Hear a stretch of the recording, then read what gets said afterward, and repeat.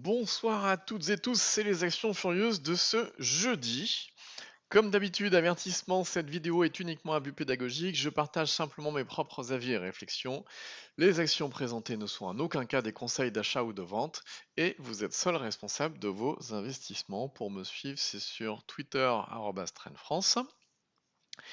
On passe direct au CAC, pas bien mieux. Toujours baissier hein, actuellement. Si on se met en données semaine, on est en dessous de la zone de force. La zone de force, c'est cette zone bleue turquoise qui est sur l'indicateur extra trend qui permet de savoir à quel moment est-ce qu'on a des fortes probabilités haussières. Et bien, lorsqu'on n'est pas dans cette zone-là, on n'a pas de forte probabilité haussière. Donc effectivement, là, c'est un petit peu dur de s'extirper de cette zone-là. Le CAC, il s'est pris un petit peu les pieds dans le tapis. Pour l'instant, c'est compliqué. Donc effectivement, c'est peut-être pas le meilleur moment pour prendre des positions, quoi qu'il y en a qui aiment bien buy the dip, mais bon, moi c'est pas trop mon truc, moi je préfère acheter en force. Quoi qu'il en soit, tiens, si on peut faire un petit tour d'horizon, tiens, on va regarder le DAX, par exemple, le DAX qui donne, c'est pareil en pire, puisqu'il a une force relative plus faible que celle du CAC, donc il chute encore plus. Parmi les furieuses d'aujourd'hui, alors qu'est-ce qu'on a? On n'a pas des tonnes, mais on va regarder quand même. On a Gossin, c'est pas une furieuse, mais bon, elle s'approche des 7,96 qu'on avait tracé ici. Elle a fait une petite tentative, mais c'est toujours une zone à surveiller. Il s'est pas passé grand-chose aujourd'hui. On a SES Imotag qui est toujours sur ses plus hauts, rien à signaler. On a Séché Environnement qui a méché sur les 66 qu'on avait tracés et qui a cassé malgré tout l'oblique baissière qu'on avait tracé ici. Mais bon, ça a méché et ça s'est arrêté pile sur les 66. Comme quoi, c'était bien la zone à surveiller. Hein. Qu'est-ce qu'on a d'autre? Dieterun qui est pas fabuleuse, mais on a effectivement une contraction de volatilité ici avec la zone des 163 à surveiller, puisque ça fait 3 jours de suite qu'on mâche dessus. Donc ça peut être un point intéressant à surveiller. Après, effectivement, il y a d'autres valeurs. On me dit souvent, ouais, t'as pas parlé d'une telle, une telle, une telle, une telle. C'est vrai, les deux critères que je prends pour les actions que je présente, c'est que, un, il faut pas qu'elles soient baissières. Parce que des baissières, il y en a. Par exemple, je sais pas, GOCI. GECI, par exemple, il y a des jours où elle a pris 35% dans la journée. Il y a des jours où elle a pris 40% dans la journée. Il y a des jours où elle a pris 27% dans la journée. Donc celle-ci, on n'en parlera pas parce que elle est baissière. J'ai beau dézoomer, c'est un graphe qui est baissier, hein, tout bêtement, depuis le 3 mars 2021, ça dégringole, ça dégringole, ça dégringole.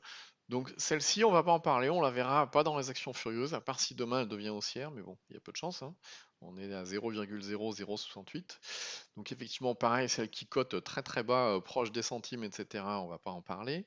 De la même manière, celles qui ne sont pas liquides, on va pas en parler. Par exemple, aujourd'hui, il y avait iPay qui a pris 5,43% et qui est sur des plus hauts depuis vraiment, vraiment très très longtemps, hein, et qui est vraiment sur ses plus hauts.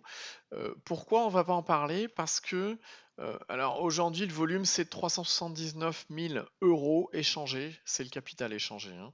379 000, mais il y a quelques jours, il faut pas oublier qu'elle était à 23 000 de capital échangé. 23 000, autant vous dire que le premier clampin qui arrive avec 10 000 euros, il vous l'a fait chuter de 10%, quoi. Donc ces valeurs-là, j'en parle pas. En revanche, si vous, il y a des valeurs que vous avez détectées qui m'ont échappé, etc., n'hésitez pas à les poster en commentaire, ou si vous avez des commentaires, pareil, n'hésitez pas à poster vos commentaires. On me pose souvent des questions sur l'indicateur extra trend, où est-ce qu'on le trouve, etc. Eh bien, l'indicateur extra trend, c'est ce qu'on voit ici avec la zone bleue turquoise. Grosso modo, c'est l'indicateur qui va permettre d'intervenir uniquement dans les zones bleues turquoise. Et si on n'est pas dans ces zones-là, ou si on est en dessous, ben, on n'est pas en force et on va peut-être s'abstenir. Donc cet indicateur-là, ben, il vous suffit d'aller sur indicators.net et vous arrivez sur ce site-là qui va vous expliquer à quoi sert Extra Trend, comment il est fait, etc. Vous avez les avis des amateurs, des spécialistes, des analystes. Vous avez les différentes fonctionnalités qui sont listées, vous avez les témoignages, alors témoignages Twitter, etc. Il y en a une flopée, hein, bien évidemment. Vous avez également les témoignages des clients sur ProRealCode, qui est la plateforme où il y a la marketplace où on peut acheter l'indicateur, etc. Et puis vous avez des tutoriels vidéo. Vous avez la présentation complète, d'autres vidéos pour aller plus loin sur le codage, etc. Les questions fréquentes. Donc là, pareil, hein, avant de poser une question, regardez s'il n'y a pas la réponse à votre question ici, puisque je passe mes journées en fait à répondre à des questions qui sont déjà ici, elles sont répondues. Il y a les questions, il y a les réponses. Combien de temps est valable ma licence? Bah, à vie. Ça, je l'ai tous les jours. Et ben, la licence, elle est valable à vie. Vous avez accès à toutes les mises à jour, etc. Vous avez les screeners qui sont ici. Vous avez des exemples de screeners que vous pouvez modifier à loisir, etc. Et puis vous avez le support avec les tutoriels, questions fréquentes, etc. Voilà. Sur ce, eh ben, je vous souhaite à toutes et tous une bonne journée. Pour vous abonner à cette chaîne, vous cliquez sur abonner. Et pour être alerté dès qu'il y a une vidéo qui est publiée, c'est-à-dire tous les soirs à 18 h et puis le samedi, le week-end, eh bien vous cliquez sur la petite cloche, pardon. Allez, bonne soirée à tous. Au revoir.